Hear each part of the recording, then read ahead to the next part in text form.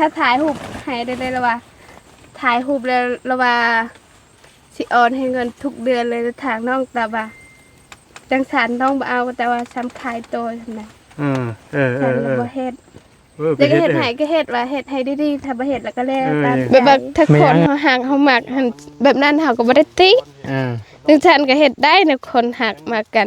แต่ว่านี่แบบว่าถ้าอยากได้อนาคตแล้วต้องกล้าต้องเฮ็ดแล้วว่า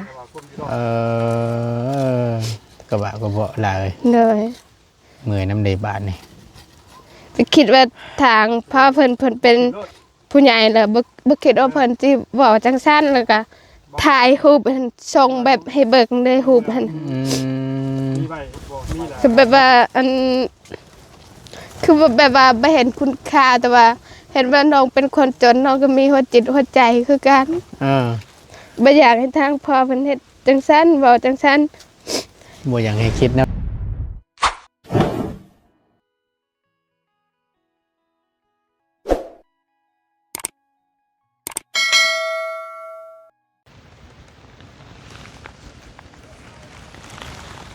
มาบ้านนี้พี่น้องเปิดฟาร์มอีกบ้านนี้เนาะ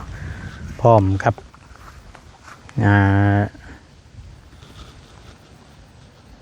แม่เพิ่งเนาะตัวบ้า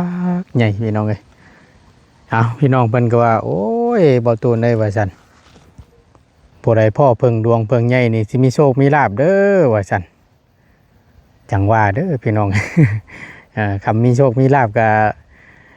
สาธุตัวนั้นแล้วเนาะเอาพบเจอกันในคลิปนี้พี่น้องบ่ตูนก็พาพี่พ่อน้องออกมาเบิ่งเข้าหน้าน้องกึอีกข้อมนึงเนาะเปลี่ยนบรรยากาศ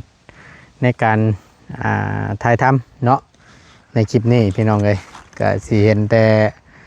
ในหมู่บ้านแล้วก็ยันมันบ่ม่วนบ่ชื่นว่าซั่นซะเปลี่ยนบ้านนี่พี่น้องเลยออกมาพี่อีกข้อมนึงเนาะลุงหนวด2คนคือเก่าพี่น้องกลัวสิมาฮอดมาถึงนี่ปู้เส้นทาง ถือว่าสุดอยู่เลยบรรยากาศเด็ดๆแน่หน่อยนึงมื้อนี้ก็ได้ก็ถือว่าแจ่มใสได้ถ้าว่าผลสิบ่ตกอีกเนาะช่วงแรงๆพี่น้องเลยก่อนอื่นกราบสบายดีและสวัสดีเด้อพี่น้องเด้อสบายดีกันเบิดสู่คู่สู่คนบ่ว่าสิอยู่ในและกระต่างประเทศก็ยินดีต้อนรับเข้าสู่ช่องประธานป้องชาแนลคือเก่าเนาะบ่ตูนขอเว้าอีกแน่นิดนึงพี่น้องเอ้ย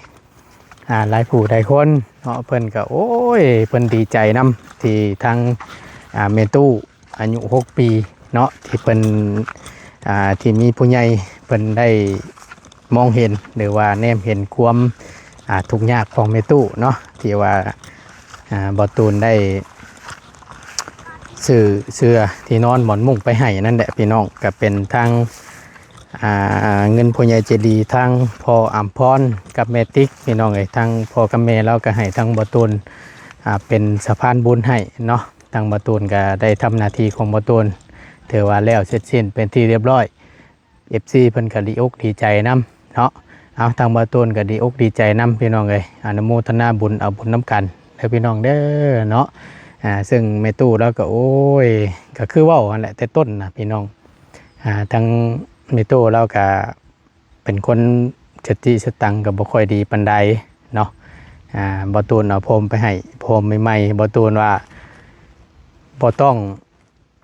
เอาเก็บไว้แกะออกมาแล้วให้ตุ้มโลดว่ะจะได้อุ่นๆว่ะเราฟังเข้าใจว่าแกะออกมาแล้วต้มโลดบ่หรอวะมันกินบ่ได้ได้หรอวะ ว่ากันรู้ว่าก่อนกันพี่น้องเลยเนาะไปเดี๋ยวทั้งประตูสิพาพี่พาน้องเข้าไปหาทางน้องๆเพิ่นบ่ฮู้ว่าเกี่ยวพอดใจนั่นแหละ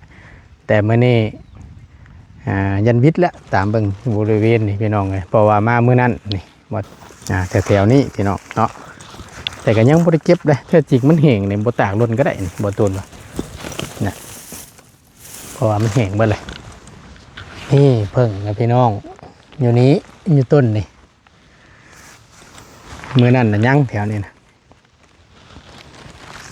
นี่คือสิเบิดละบาดนี้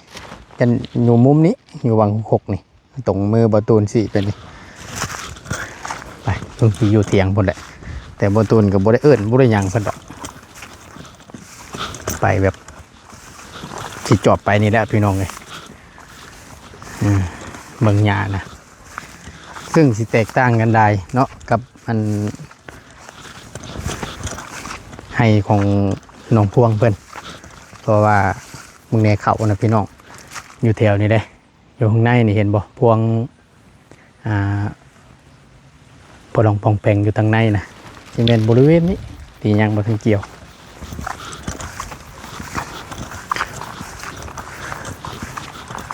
หกครับงูจงอางอยู่ออกมานี่พอแห้งแล้ว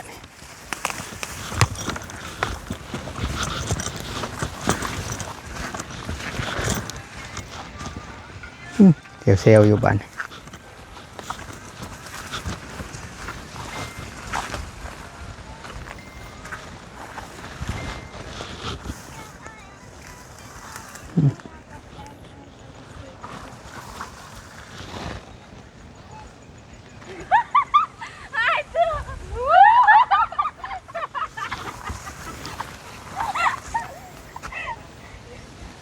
พากันเฮ็ดหยังนั่นโอ้ชุ่มมาได้พี่น้องโอ้ยเนาะได้จักพรได้จักกรรมแล้วมื้อนี้ฮะได้จักกรรมแล้วฮะเกี่ยวฮอดใช้ล่ะยังเดือแต่ใช้นั่นแก้มนอกมันคือสีนุ่มเนาะเพิ่นว่าโอ้ยจ้ะเหนื่อยน้ำดีสบายดีสบายดีสามชาวนอนมันพักคมอยู่กระตูบน้อยค่อยใจเพิ่นเนาะโอ้ยพักตะลนละบ่ขึ้นตอนเก่า10 โมง10 โมง11 โมงโอ้11 โมงประมาณ10 โมง10 โมงไก่เชื่อ11 โมงใช้อันมา3 คนนี่บ่แม่นนี่ทั้งแม่เด้ซะพ่อเด้ไปพลานฮะไปพลานทางป่าเพิ่นแล้วไปยังไงไปขายพักเดินจองพักกันจองเลยไม่อยากจะตีจับพากันเฮ็ดยังมื้อกี้นี่ฮะบ่น้ำชอบมาชื่อมาต้อนนะแบ่งกันไปเอาคนละตุ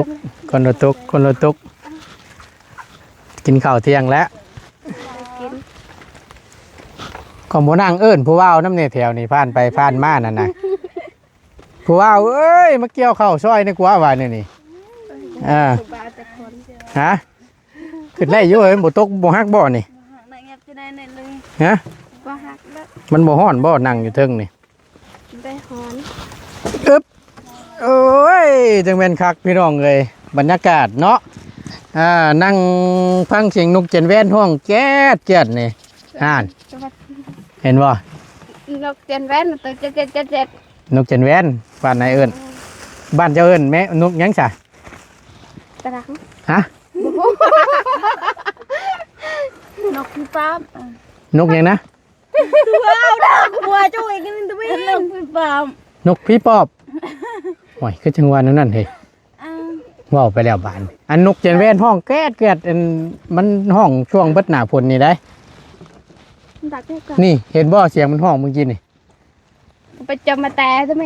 บ้านก็ช่างระบายไว้คือว่าบ้านทางป่วยตื่นจะอันดังเลยดังนกพี่ป๊อบนกพี่ปอบ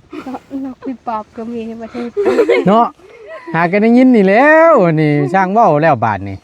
เห็นดิมันเห็นคนแล้วก็เห็นแล้วมันบินไปเลยไอ้เห็นดิบินลัดเลยแม่นใช่บ่เฮ้ยว่าไปแล้วบาทนี่นกพี่ปอบไปเลยบัดทันอันบัดได้ลมบัดทางยากอันก็เบิ่งเอาสภาพนี่เปียกเบี้ย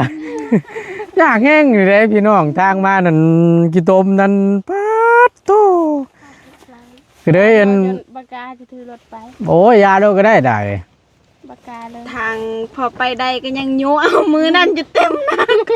ำให้ก็อยู่กับ ชุดยอมรับได้ว่าชุดอยู่วางทางมาแต่ก่อนมันก็บ่ได้เป็นแนวนี้เนาะ แม่ก็จะดดลง รถนั่นรถจีนเพิ่นมาหลั่นดินดงเด้อว่าไปจนบ่เป็นบาดนี่ พยายามมันสิแรงแน่พอดีเอารถเอาขี้ดินทมใส่หันพอดีอันนี้ ฝนตกใส่ให้ หนึ่งมาย้อนบัดน้ำออกบ่อดํแน่บาดนี่ โดย น้ำมันชุ่มมันรถโอ้สิว่าจังได๋ เปียกไอ้ยังก็เปียกตากล้องเลย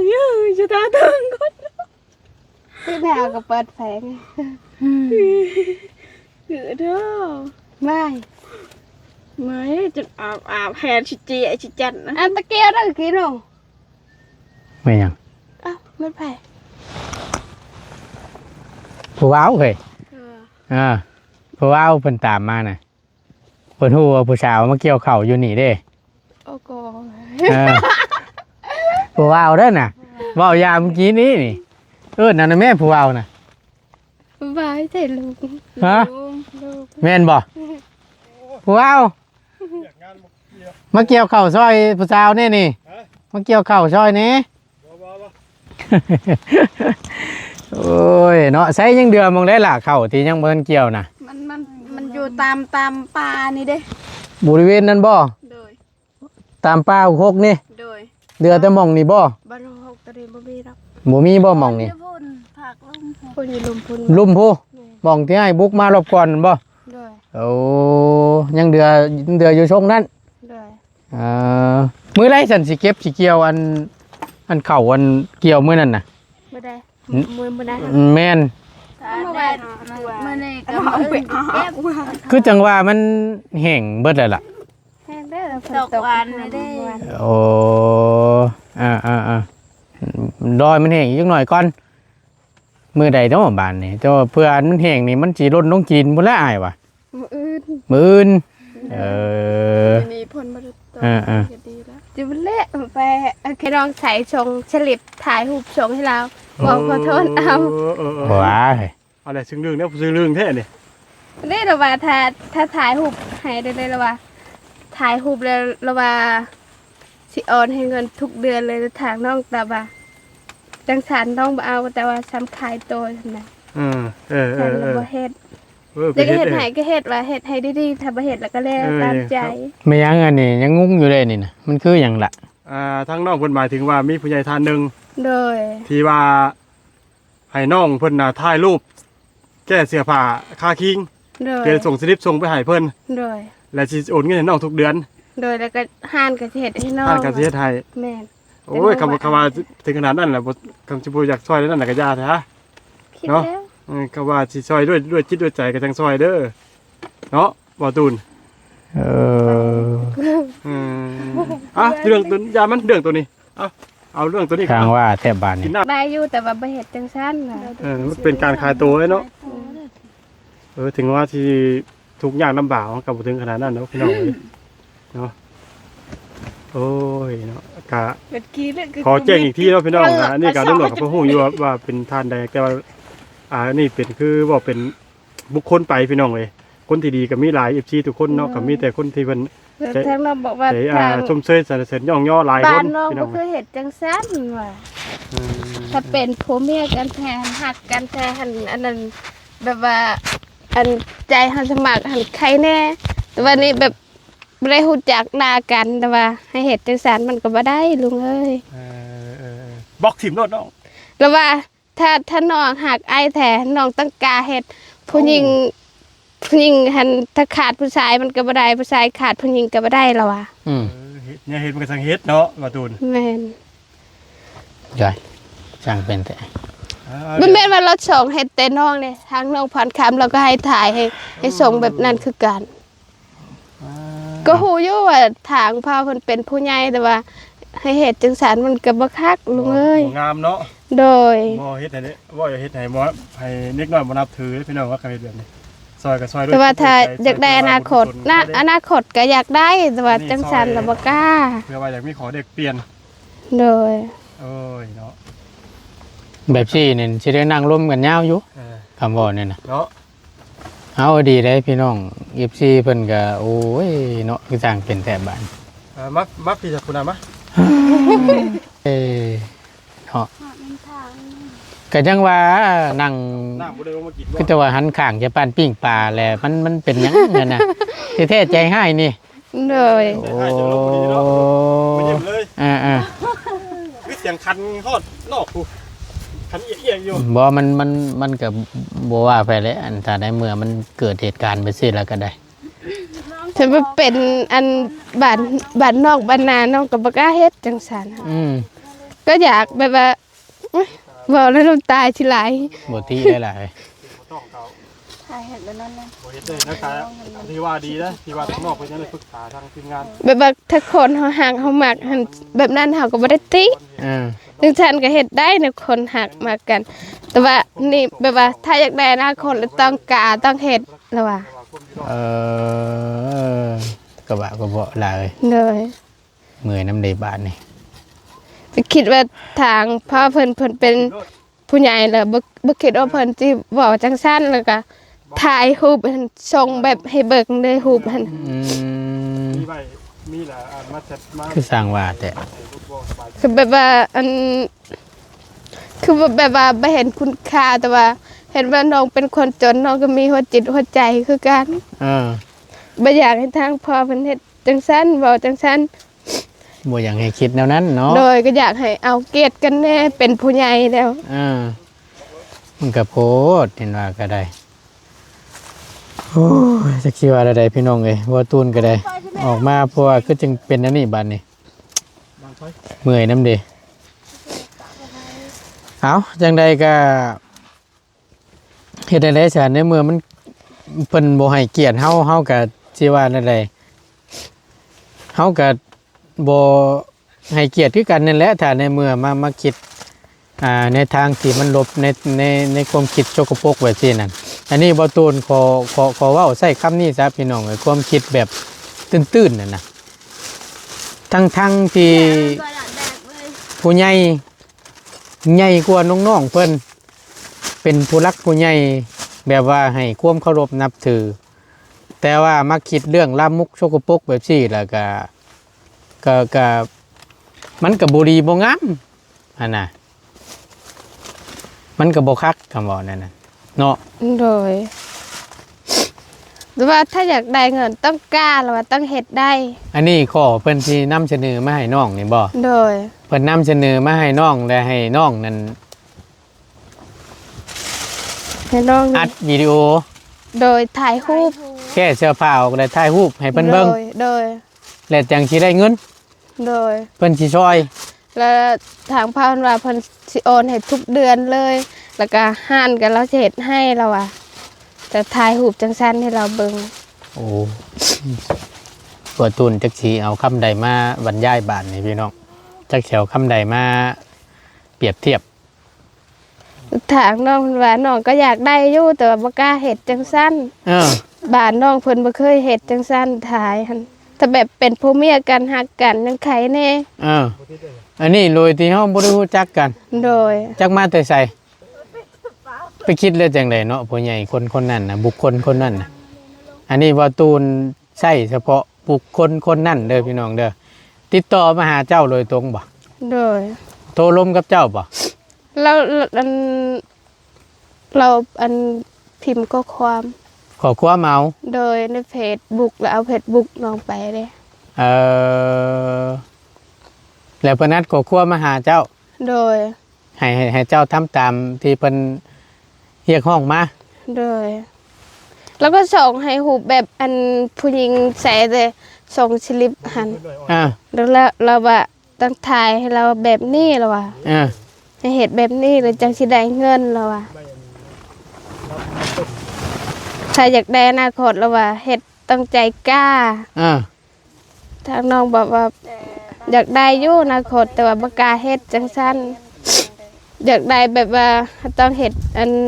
สิ่งที่ดีแบบนี้ให้น้องบ่เฮ็ดว่ะ ลำมันเนี่ยเขต คิดดีคิดถูกแล้วล่ะเอ้ยถึงเฮาสิทุกข์สิยากซำใดเฮาก็บ่ไปขายกินเท่านั้นดอก ดีแล้วที่น้องยังมีสติแล้วก็ยัง บ่หลงไหลในความที่เฮาอยากได้ โดย ถ้าว่าไปใจง่ายใจอ่อนแล้วเฮ็ดทำตามที่ทั้งอันเพิ่นแนะนำให้เฮ็ดนั่นโอ้ยเบิดแหละเอ้ยจักความสิเว้าแหละ คิดว่าอันทางพ่อเพิ่นนั้นอันพิมพ์ข้อความแต่เมื่อคืนนี้คุณคิดว่าถ่ายรูปให้เบิ่งแน่ว่ะอันคิดฮอดว่ะ อ่า น้องตาบ่าถ่ายรูปแบบได้ว่ะรูปประสงค์ให้ได้เด้แบบรูปธรรมดาน้องถ่ายน้องก็ส่งให้แล้วว่ะคิดว่าเพิ่นเป็นผู้ใหญ่แต่โดนเพิ่นขอ อืม แล้วว่าบ่แม่นแบบนั้นแล้วว่ะ ชงรูปธรรมดานี่เพิ่นบ่แม่นจุดประสงค์ที่เพิ่นต้องการ บ่แม่นแบบนั้นแล้วว่ะต้องเอาแบบนี้แล้วว่ะ อ่า แบบนี้ทางน้องบอกว่าน้องบ่กล้าเฮ็ดแบบนี้ อันเว้าขอโทษนำหลายอายุจักปีแล้วอันผู้ใหญ่น่ะ ประมาณ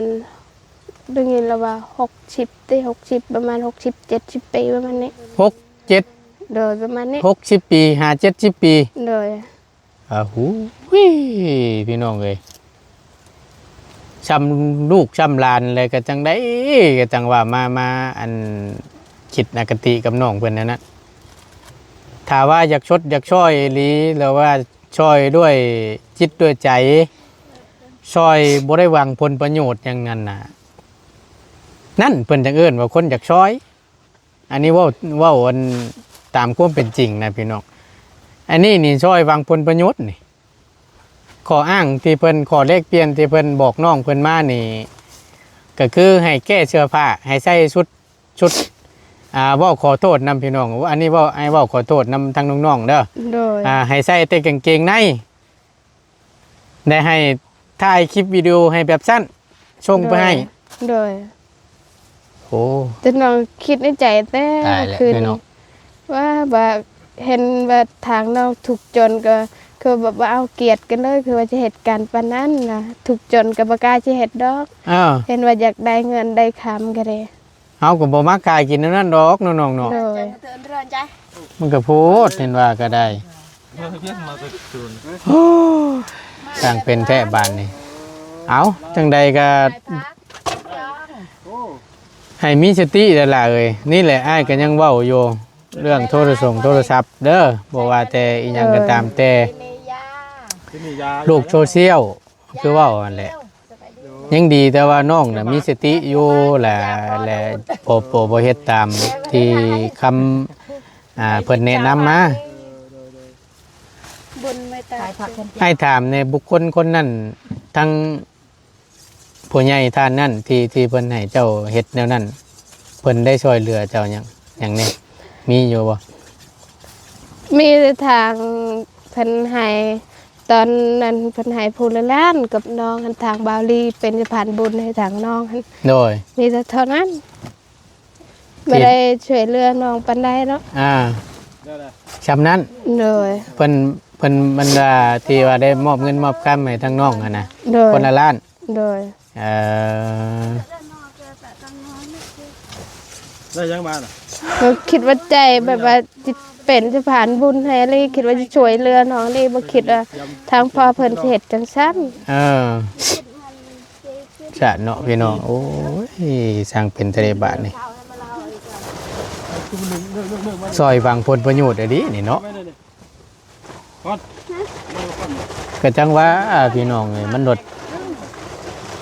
บ่คิดเลยว่าสิมีแบบซี่หั่นน่ะ โดย ทุกเทื่อผู้ใหญ่เพิ่นสดซอยมานี่เพิ่นเฮ็ดบุญทำทานนี่เพิ่นก็ซอยด้วยจิตด้วยใจโดยที่บ่ได้หวังผลประโยชน์หยังพี่น้องแต่อันนี่เพราะว่ามีข้อแลกเปลี่ยนว่าซั่นแล้วเพิ่นมีข้ออ้างอีกที่ว่าถ้าหากว่าอยากมีอนาคตที่ดี โดย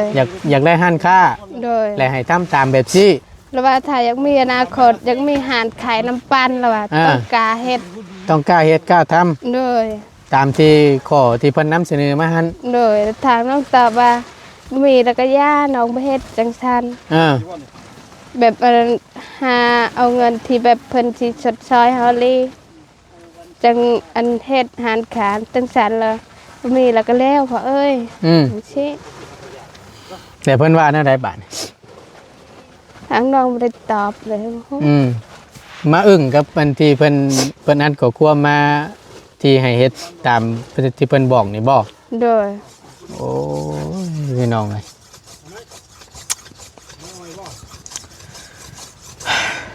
สิว่าจังได๋บาดนี้พี่น้องเดี๋ยวบ่ต้นสิ